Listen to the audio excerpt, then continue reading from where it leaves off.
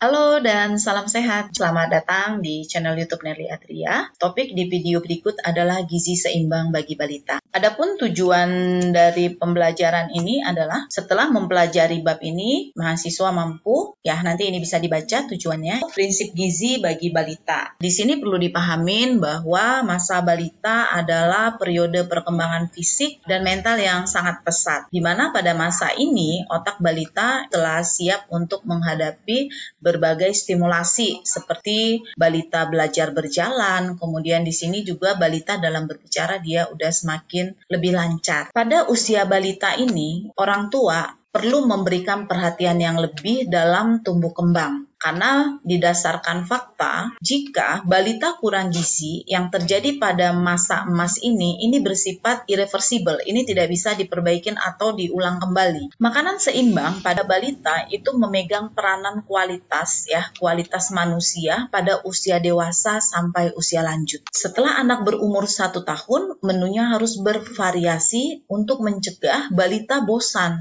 Nah, ingat juga pada usia ini balita harus tetap diberikan susu, kemudian sereal, roti, daging, sup sayuran, dan buah-buahan. Anak di bawah 5 tahun atau balita ini termasuk ke dalam kelompok umur yang menunjukkan pertumbuhan badan yang pesat sehingga balita memerlukan zat-zat yang tinggi dalam setiap kilogram badannya. Pemberian makanan yang baik kepada balita bertujuan untuk apa? Ada 2 tujuan di sini. Yang pertama, memberikan nutrien yang cukup untuk kebutuhan balita. Kedua, mendidik kebiasaan yang baik tentang memakan, menyukai, dan menentukan makanan yang diperlukan. Di sini juga saya tampilkan tabel angka kecukupan gizi. Ini mengacu kepada AKG 2019. Kelompok umur 1 sampai 3 tahun dengan berat badan nanti teman-teman bisa melihat di tabel ini. Menu makanan yang kita berikan kepada balita harus mengandung air, energi, protein, lemak, karbohidrat, vitamin, dan mineral. Prinsip pemberian nutrisi pada balita, dalam setiap pemberian menu kita pastikan bahwa menu yang kita sajikan itu tinggi energi, kemudian tinggi protein,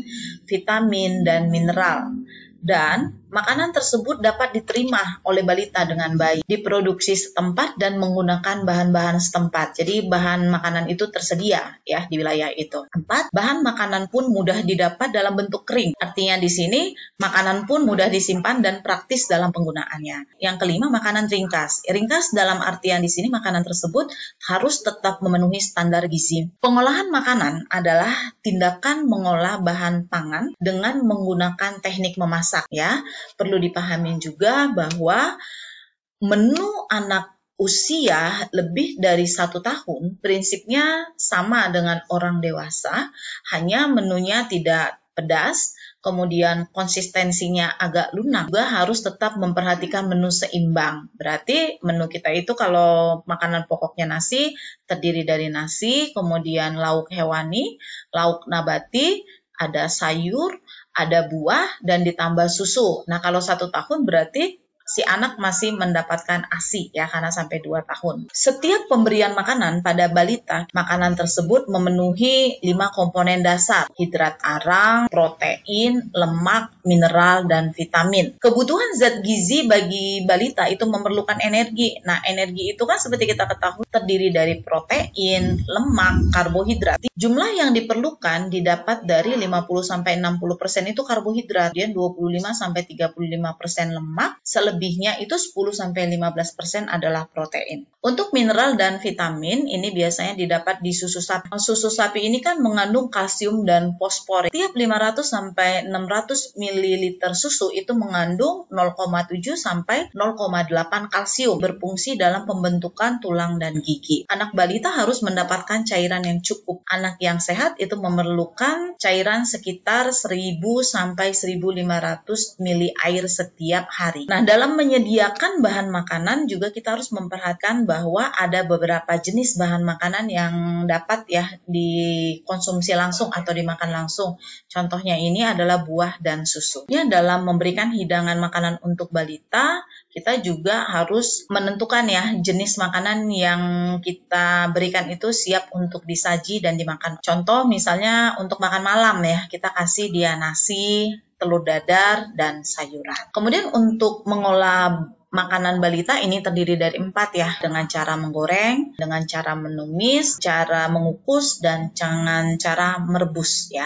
Nah, untuk menggoreng, biasanya yang digoreng itu bisa ayam goreng ya, diberi sedikit bumbu crispy, ikan goreng, tahu goreng, atau tahu yang dicampur dengan merica, diberikan tepung roti. Nah, ibu ya biasanya kreatif ya ibu-ibu ya, dia membuat nugget atau dia membuat tempe goreng. Mengukus, yang dikukus ini biasanya ikan, ayam. Nah, tetapi sajiannya di sini bisa ditambahkan dengan bumbu ya. Bumbunya bisa daun kemangi, tomat, dan bumbu lainnya dibuat dalam bentuk ikan pepes, kemudian tahu pepes atau ayam pepes, tempe pepes. Nah, yang selanjutnya mengolah dengan cara merebus. Teknik merebus ini biasanya untuk jenis sayuran atau daging ayam pun bisa direbus, ditambahkan dengan bumbu lainnya, nanti dijadiin satu, jadilah dia sayur sop. Nih yang direbus nih seperti wortel, buncis. Untuk menumis, yang ditumis di sini adalah sayuran hijau ya, seperti kangkung. Biasanya kalau menumis kita menggunakan bawang merah, bawang putih, dikasih sedikit garam. Tergantung selera ya, boleh diberikan gula sedikit. Kalau kita biasanya kalau sawi biasanya ditumis ya dengan tahu yang telah digoreng. Inilah berbagai macam cara mengolah makanan pada balita. Faktor-faktor yang mempengaruhi gizi balita. Yang pertama adalah tingkat pendidikan orang tua. Orang tua yang memiliki tingkat pendidikan yang tinggi akan lebih memahami makanan, akan lebih memahami juga cara memilih makanan yang baik untuk anaknya. 2. Sosial budaya. Ada sebagian masyarakat yang mempunyai adat istiadat tertentu, terutama tentang makanan yang boleh dan tidak boleh dikonsumsi. Contohnya kalau misalnya balita sedang mengalami luka, balita dilarang untuk makan telur karena ditakutkan nanti lukanya menjadi gatal. Nah, ini nanti tugas dari kita sebagai petugas kesehatan untuk memberikan edukasi kepada masyarakat. Yang ketiga adalah serat makanan. Seperti kita ketahui bahwa serat makanan itu baik ya untuk kesehatan pencernaan. Anak-anak yang diberi makanan yang berserat akan lebih baik untuk kesehatan dan pertumbuhannya. Keempat, di kemudahan cerna. Seperti kita ketahui bahwa nutrien dalam bahan makanan ya yang lazim tersedia itu harus mudah dicerna ya. Presentasi nutrien yang dapat diasimilasi dalam sebagian bahan makanan yang dikonsumsi sehari-hari cukup tinggi. Beberapa faktor juga dapat mempengaruhi proses kemudahan cerna, di antaranya cara menyimpan, cara mengolah, dan cara memasak bahan makanan tadi. Ada juga ya misalnya seperti buah-buahan ya disimpan terlalu lama. Nah, nantinya biasanya buah-buahan ini akan kehilangan vitamin C atau mungkin gangguan absorpsi zat besi ya. Zat besi akan meningkat kalau dikonsumsi bersamaan dengan vitamin C, tapi zat besi akan merendah kualitasnya apabila dikonsumsi dengan susu atau teh. Kelima adalah rasa kenyang. Kalau kita makan, selain kita merasakan kepuasan, kita juga merasakan terpenuhinya makanan tersebut dengan memberikan efek kenyang ya. Tapi perlu diperhatikan juga bahwa pemberian makanan harus dapat juga memenuhi persyaratan dari segi kesehatan. Makanan yang mempunyai nilai rasa kenyang itu bisa terdiri dari susu, telur, dan makanan-makanan yang berlemak. Keenam adalah sumber makanan. Semakin sulit atau jauh mendapatkan makanan yang mendukung gizi, kan semakin sulit seseorang untuk mendapatkan makanan yang mengandung cukup nilai gizi atau baik, itu akan semakin sulit. Yang ketujuh adalah autosintesis vitamin ya. Ada beberapa jenis vitamin yang dapat dibentuk dalam tubuh individu secara sendiri ya. Contohnya di sini adalah sintesis vitamin K, biotin. 8, pengaruh obat-obatan. Ini biasanya berhubungan dengan pemberian antibiotik spektrum luas karena mungkin si balita mengalami suatu penyakit yang mendapatkan terapi ya dari dokter yang merawatnya. Nah, biasanya pemberian antibiotik spektrum luas untuk waktu yang cukup lama ini dapat menyebabkan balita diare, stomatit. Kemudian untuk endokrin endokrin di sini adalah beberapa jenis makanan ya diketahui mengandung bahan antitiroid. Kalau makanan tersebut mengandung antitiroid, ini akan mengakibatkan meningkatnya kebutuhan yodium ya. Contohnya makanannya ini adalah kubis, kemudian kacang kedelai, lobak ya. Demikian pula pemberian kortikosteroid untuk jangka waktu lama ini memerlukan penambahan pemasukan protein, kalium dan kalsium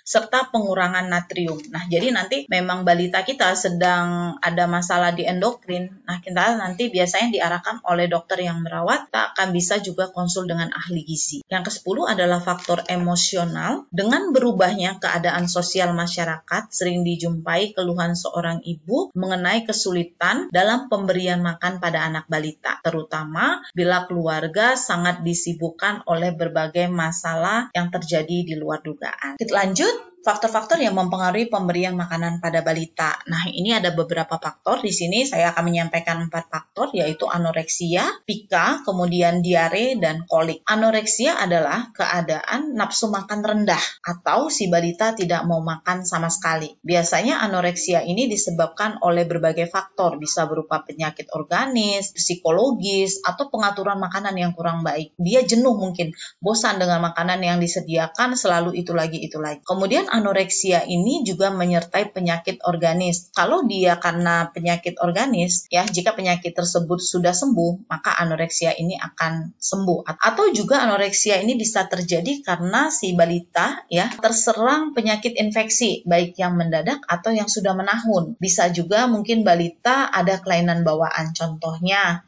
kelainan pada jantung, saluran pencernaan. Yang selanjutnya adalah gangguan psikologis. Nah, ini berhubungan pada anak yang ada di keluarga tersebut yang sedang mengalami kesulitan rumah tangga, suasana makan yang kurang menyenangkan, kemudian balita tersebut tidak pernah makan bersama orang tua, atau balita dipaksa makan makanan yang tidak disukai. Ya, jadi anoreksia ini perlu mendapat perhatian khusus. Anoreksia ini biasanya hanya bersifat sementara, ya, sebagai variasi normal dalam nafsu makan si balita sehari-hari. Kemudian ya pengobatannya nanti disesuaikan dengan penyebab ya. Nanti kalau untuk pemberian obat-obat perangsang nafsu makan, silakan nanti balitanya dikonsulkan kepada dokter anak. Kemudian pika, masalah yang kedua ya. Pika ini nafsu makan yang aneh ya. Si anak menunjukkan nafsu makan terhadap berbagai atas satu objek yang bukan tergolong makanan. Contohnya anak makan pasir, kemudian makan pecahan kaca, kotoran hewan, cat, dan lain-lain. Biasanya pika ini terjadi pada anak ya di atas 1 tahun dan di bawah 3 tahun. Penderita pika tingkah lakunya sering ya, dia suka bermain dengan benda-benda yang kotor. Pika mungkin terjadi pada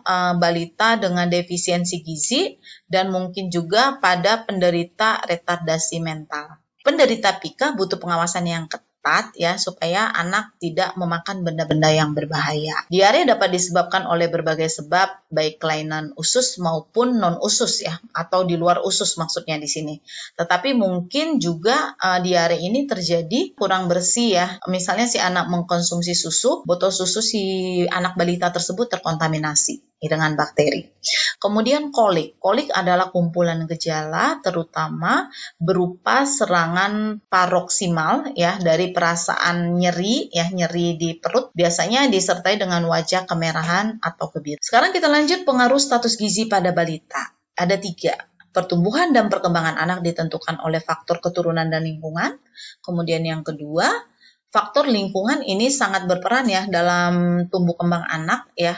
Ini juga berhubungan dengan masukan makanan, sinar matahari, lingkungan yang bersih, latihan jasmani, dan keadaan kesehatan anak balita. Bagi pertumbuhan anak, yang penting adalah pemberian makanan yang berkualitas maupun kuantitasnya harus baik, sehingga anak dapat tumbuh dengan normal, tidak terlalu kurus atau tidak kegemukan. Dalam memberikan makanan, kita harus memperhatikan bahwa gizi seimbang anak itu harus terpenuhi ya dalam makanan sehari-hari. Hendaknya terdiri atas 3 golongan makanan. Kebutuhan bahan makanan itu perlu diatur sehingga anak mendapatkan asupan gizi yang diperlukan secara utuh dalam 1 hari. Jadwal yang disarankan atau waktu makan anak ya dalam 24 jam. Pagi hari waktunya sarapan. Nah, ibu tentukan sarapannya mau jam berapa ya. Pukul 10 beri makanan selingan Ya, makanan selingan apa? Misalnya snack, misalnya biskuit, ya bolehlah ditambahkan dengan susu. Pukul 12, ya waktunya makan siang. 16, ya makanan selingan. Di sini boleh diberikan jus buah atau yang lain-lain. Atau bubur kacang hijau. Pukul 18, ya waktunya makan malam. Sebelum tidur, boleh ditambahkan dengan susu. Tapi jangan lupa, sebelum tidur, anak di sini sudah kita latih kumur-kumur dengan air putih, atau akan lebih baiknya lagi jika anak kita ajak dari awal untuk sikat gigi. Makanan yang perlu berada dalam daftar menu makanan anak balita adalah makanan tersebut harus mengandung karbohidrat. Ya, karbohidrat bisa dari nasi, roti, sereal, kentang, atau mie. Harus ada proteinnya. Protein yang berasal dari ikan, daging, telur, dan kacang-kacangan. Di sini juga bisa termasuk susu. Susu dan produk susu olahan ini mengandung kalsium. Kalsium ini sangat baik untuk pembentukan tulang. Adapun sumber dari kalsium ya bisa dari ASI ya, kalau bayinya belum 2 tahun biasanya masih diberikan ASI. Kemudian susu pertumbuhan serta produk olahan susu, ada keju, mentega, yogurt ya. Dan jangan lupa juga ya, di makanan balita itu harus ada lemak ya. Lemak ini terdapat dalam minyak, santan, kue yang mengandung omega 3 dan omega 6. Yang terakhir di sini adalah menu balita sehari-hari itu harus ada vitamin dan serat. Ini bisa diambil dari buah dan sayuran. Baik, cukup sekian video berikut. Like jika video ini membantu, share jika menurut teman-teman video ini bermanfaat. Terima kasih dan sampai berjumpa di video selanjutnya. Salam.